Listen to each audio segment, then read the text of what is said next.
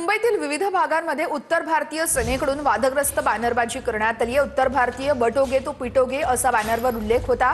मातोश्री निवासस्थानाबाहेर लावलेले बॅनर्स हे हटवण्यात आलेले आहेत। रात्रीच्या वेळेस गस्त घालणाऱ्या पोलिसांनी हे बॅनर हटवल्याचं कळतंय।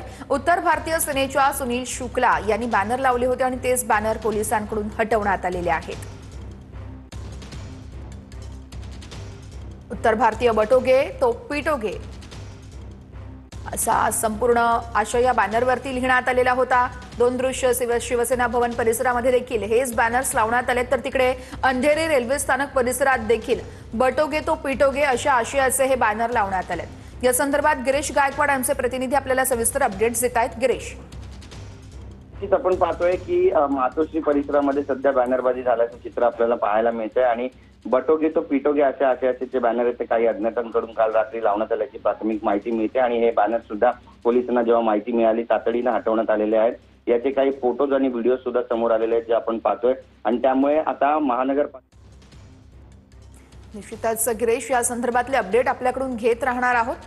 मातोश्री निवासस्थानी हे बॅनर्स लावण्यात आल्याचं आपण पाहतोय। मातोश्री निवासस्थानाबाहेर जो परिसर आहे त्या ठिकाणी बटोगे तो पिटोगे असा आशय या बॅनरवरती आहे, तर तिकडे अंधेरीत देखील बॅनरबाजी करण्यात आलेली आहे। दरम्यान रात्री गस्त घालणाऱ्या पोलिसांनी हे बॅनर हटवले आहेत।